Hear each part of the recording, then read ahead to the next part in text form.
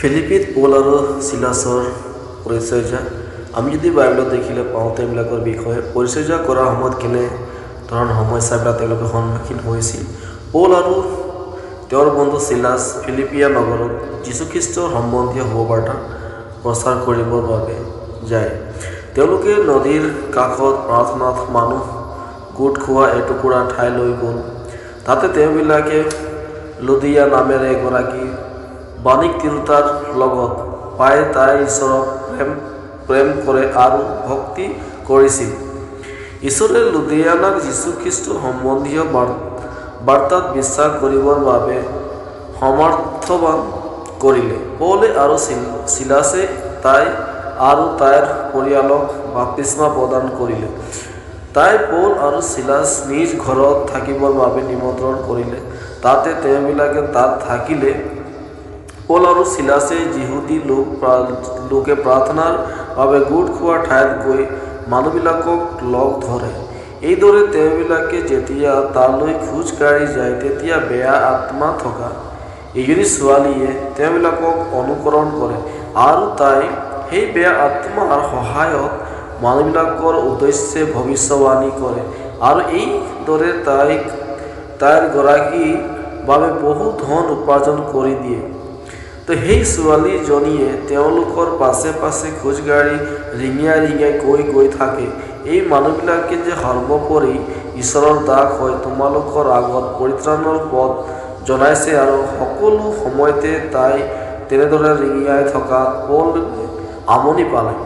অৱশেষত যেতিয়া একেদৰে আন এদিন তাই ৰিঙিয়াবলৈ ধৰিলে, পৌলে তাৰ ফালে ঘূৰিলে আৰু তাৰ ভিতৰত থকা সেই বেয়া আত্মাক ক'লে, যীশুৰ নামত তোক আজ্ঞা দিছোঁ, তাইৰ পৰা বাহিৰ ওলা।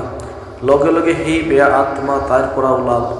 তাতে তাইৰ গৰাকীয়ে সেই কথা জানি অতিশয় ক্ৰোধিত হ'ল। তেওঁলোকে যে উপলব্ধি কৰিলে যে এতিয়া আৰু সেই ছোৱালীজনীয়ে মানুহৰ ভৱিষ্যতৰ কথা জনাব নোৱাৰিব। ইয়াৰ অৰ্থ হ'ল যে মানুহবিলাকৰ পৰা তেওঁবিলাকে ধন লাভ কৰিব নোৱাৰে। সেয়ে সেই ছোৱালীজনীৰ গৰাকীয়ে পৌল আৰু চিলাছক শাসনকৰ্তাবোৰৰ ওচৰলৈ ধৰি লৈ গ'ল। তেওঁবিলাকে পৌল আৰু চিলাছক কোবালে আৰু কাৰাগাৰত বন্দী কৰি থলে। তেওঁবিলাকে পৌল আৰু চিলাছক কাৰাগাৰত আটাইতকৈ সুৰক্ষিত স্থানত বন্দী কৰি ৰাখিলে। তেওঁবিলাকৰ ভৰিত শিকলি লগাই কাঠত বান্ধি ৰাখিলে। পাছে মাজনিশা পৌল আৰু চিলাছে ঈশ্বৰৰ প্ৰশংসা কৰি গীত গাই আছিলে। হঠাৎ বৰ ভূমিকম্প হ'ল। কাৰাগাৰৰ সকলো দুৱাৰ মুকলি হ'ল আৰু বন্দীসকলৰ শিকলি বান্ধাসমূহ খুলি গ'ল। তাতে কাৰাগাৰৰ দাৰোগাই সাৰ পালে। তেওঁ কাৰাগাৰৰ দুৱাৰৰ সন্মুখত মুকলি হোৱা দেখি তেওঁ ভাবিলে যে কাৰাগাৰৰ সকলো বন্দী পলাই গৈছে। তাতে ৰোমান শাসনকৰ্তাসকলে তেওঁক বধ কৰিব বুলি ভয় খাই নিজকে বধ কৰিবৰ বাবে সাজু হ'ল। পাছে পৌলে তেওঁক দেখি চিঞৰি ক'লে, ৰ'বা, নিজকে অনিষ্ট নকৰিবা, আমি সকলো ইয়াতেই আছোঁ। তেতিয়া সেই দাৰোগাই কঁপি কঁপি পৌল আৰু চিলাছৰ কাষলৈ আহি সুধিলে, পৰিত্ৰাণ পাবলৈ মই কি কৰিব লাগিব? পৌলে উত্তৰ দি ক'লে, প্ৰভু যীশুত বিশ্বাস কৰা, তাতে তুমি আৰু তোমাৰ পৰিয়ালে ৰক্ষা পাবা। ইয়াৰ পিছত সেই দাৰোগাই পৌল আৰু চিলাছক নিজৰ ঘৰলৈ লৈ যায় আৰু তেওঁবিলাকৰ আঘাত গা ধুৱালে।